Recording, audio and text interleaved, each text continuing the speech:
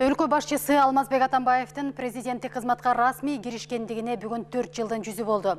2011 жылдын 1 декабрында өткөл мезгилдеги президент Роза Отунбаева мамлекет башчылыкта Алмазбек Атамбаевга салтанаттуу түрдө өткөрүп берген болчу. Бул окуя биринчи жолу бийлик тынчтык жол менен алмашкан окуя катары тарыхта калды. Президенттик кызматка киришүү антын берген соң Алмазбек Атамбаев мамлекеттин гүлдүп өнүгүүсү үчүн жасай турган кадамдары менен бөлүшкөн болчу.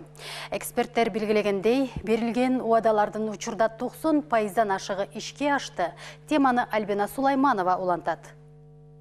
Алмазбек Атамбаев президенттик кызматка киришип жатып, Кыргызстан 30 октябрда чоң сыноодон өткөндүгүн баса белгилеген. Ар ким өз саясий көз карашына жараша добуш бергени менен баарыбызды көздүн карегиндей болгон Кыргызстан бириктирип турарын айткан Алмазбек Атамбаев коомчулукту өлкөнүн келечегине биргеликте кам көрүүгө үндөгөн. Көптөн бери Кыргызстан жакыр көлкө деп биздин кулагыбызга кумдай куюп келишти. Бул чындыкка жатпайт. Кыргыздын жери да алтын, эли да алтын.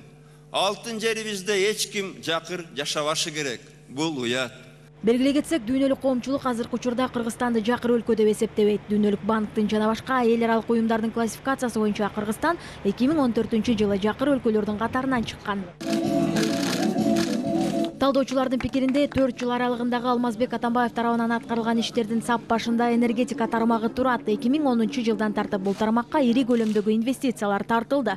Каражаттар ГЭСтерди куруп, ТЭЦтерди оңдоого, деги эле энергетикалык көз карандылыкты жоюуга жумшалууда. Ири энергетикалык долбоор жогорку чыңалуудагы Датка Кемин көмөк чордонунун курулушу болуп калды. Датка Кемин ошол жылдын август айында ишке берилген. Жогорку Нарын ГЭСтер каскадынын капсуласы 2012 жылдын 27 октябрында салынган. Мамлекет башчы ошондой эле бул дата тарыхый күн экенин айткан. ГЭСтер каскадынын курулушуна түшкөн салыктардан жергиликтүү бюджет менен калктын кирешеси көбөйүп, кошумча жумуш орундардын түзүлүүсүнө өбөлгө болууда. Акыркы 5 жылдын ичинде миңдеген көмөк чордон коюлуп, жүздөгөн чакырым кабелдик жана аба линиялары жаңыртылды. Бул арада бир катар ири жолдор салынды жана бүгүн дагы салынууда. Маселен, түндүк-түштүк альтернативдүү жолун куруунун биринчи фазасы аяктоо алдында турат. Жалпысынан 433 чакырымды түзгөн бул жол 2017 жылдын аягында толугу менен ишке берилет. Бул иштер президенттин жеке көзөмөлүндө ишке ашууда. Мындан сырткары Талдуу булак Сол жээ кенин иштетүүчү Алтын кен ишканасы толук кандуу иштей баштады. Бозумчак кендеги Тоо кен ишканасы ишке берилди. Бул жерде белгилей кетчү нерсе, кендерди иштетүү мурдагыдай болуп, тааныш билиштикке салынбай, тендердин негизинде адилет жүргүзүлүүдө. Бул жемкорлукка каршы күрөшүүгө карата көрүлгөн чаралардын натыйжасы десек болот. Коррупция менен күрөшүүдө дагы айтаарлык натыйжалар бар. Адистер чындыгында эле коррупцияны ооздуктоо иштери жемишин берип жатканын айтат. Ооба, суверендүү Кыргызстандын тарыхындагы президенттер коррупция менен күрөшүү керектигин азыркы лозунгдарды колдонуп эле айтып келген. Бирок иш жүзүндө натыйжа болгон эмес. Элибиздин башында кара булут болуп турган коррупция менен күрөшүү бизди ичибизден курутуп жаткан бул кесепетти эмитен жойбосок, келечегибиз күмөн. Ошондуктан мен бул күрөштө өлкө башчысынын укуктарын толук бойдон колдоном. Сот болобу, депутат же министр болобу, мыйзам алдында баарыбыз бирдей жооптубуз. Жетекчилерге болсо алдын ала бабалардын ыйык сөзүн эскертким келет. Ыймандуу бийде тууган жок, тууганды бийде ыйман жок. Муну унутпагыла. 4 жыл аралыгында бир катар жогорку бийликтин өкүлдөрүнө элеген кызматына карабастан кылмыш иши козголду, козголуп жатат. Эң негизгиси Алмазбек Атамбаев үй бүлөлүк башкарууга жол берген жок. Мына 4 жылдын ичинде биз мындай карап көрсөк, жанагы үй бүлөлүк башкаруудан баш тарттык деп койсок болот да. Себеби баягы бул жерде ачык айтыш керек, Алдынбек Шаршеновичтин артынан жанагындай үй бүлөлүк деген эч кандай байкалбайт. Үй бүлөсү өзүнүн оокатын кылып атат, ал болсо президенттин милдетин аткарып атат. Жакынкы жана алыскы мамлекеттер менен болгон алаканы бекемдөө дагы оң жолдо бара жатат.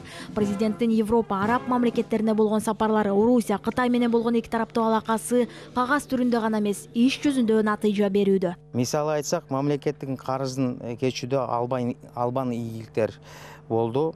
Президент Атамбаевдин аракети менен Орусия, Турция мамлекеттин тарабынан $600 миллион карызынан кечти жана башка мисалдар көп.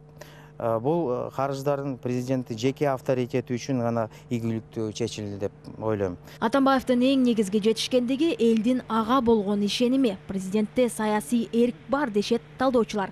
Мындай пикирди карапайым калк дагы четке какпайт. Шайлоодо өткөрүп алдык ызы-чуусуз. Багыда мурункудай пикет деген азайды. Айлыктар көбөйүп атат медицинада.